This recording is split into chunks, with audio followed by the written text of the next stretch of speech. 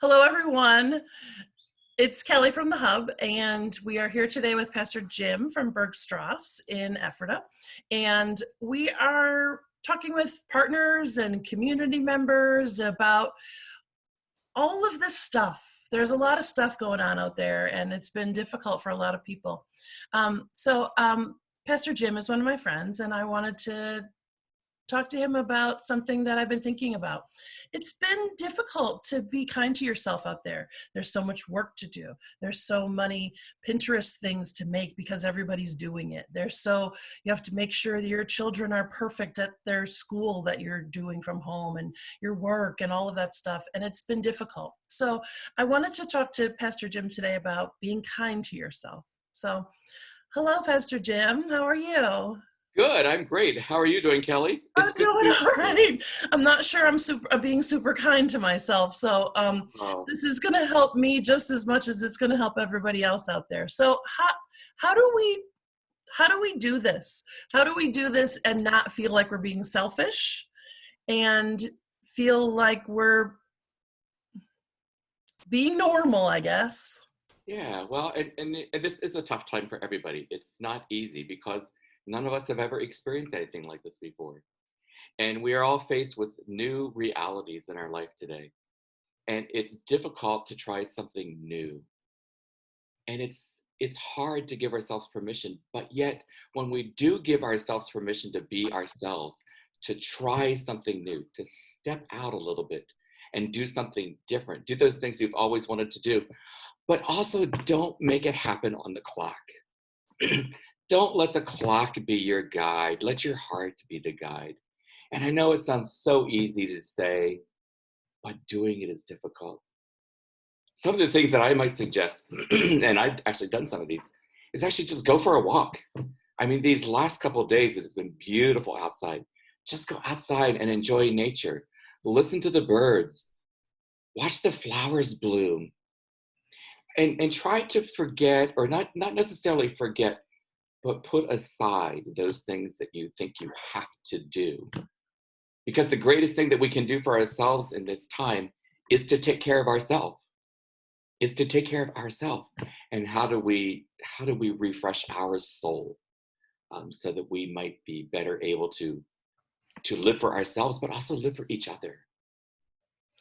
Yeah, I'm feeling a lot of pressure. I feel like I have to get it all done and Right. that I have to be perfect because everybody's counting on me. And yes, that for people who are listening, they're like, hello, that's every single day. And it feels like it's more now. And I don't know why, but it just feels like it's more and it's more and it's more. Well, it feels like more because we also think that that's the way we have to do things. That we always have to be on our game 100% of the time. And the reality is none of us are ever at it 100%. Never, ever. I don't care what you say. Never, ever 100%. We all have our days. And the thing is it's okay. It's okay to set some things aside. It's okay to not have to get things done because the reality is everyone else is in the same boat. Everyone else is in the same boat. And if we can take time for ourselves, we can then give time for each other. It really is hard to do. But quite frankly, we live in a world where it just seems like all the forces around us just want us to do more, do more, do more. And then we also think too that, well, I see so and so doing it. Why can't I? Well, you know, you're not that person. Each Yeah. of us are unique people. Yeah, I have to say, just listening to you for like 2 minutes, and I'm like, ah, you're right. Calm down, Yeah. take a moment. And the other thing too that I've been actually doing quite a bit that has been very helpful for me is, this is going to sound really odd in this interview, but I turn off social media every couple hours. Turn off the social media and turn off the news networks, because there are so many voices out there and they just boggle our minds of like, who do I believe? What do I do? How do I get to myself? How do I get to figure out who I am in all of this? And when you hear all of these different voices coming, it just rattles around in the head and it's like, stop.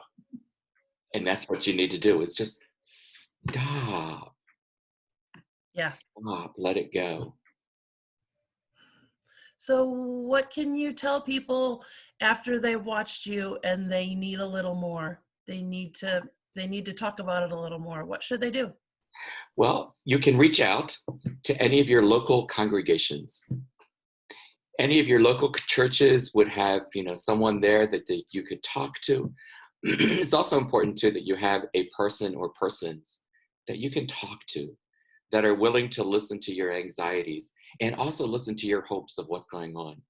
So whether you talk to, someone in a congregation, in a synagogue or a mosque, they would all be trained to be able to listen and to help you through all of this. And remember too that we're all going through this together. It's not a just me thing. And if there's anything through all of this, I hope we're learning that we can do this together. We are in it for each other. May I show you something that was given to me a number of years ago that helps, that I think fits in with this today? Absolutely. Oh, look. So a number of years ago, this was given to me as a gift. It's a pillow.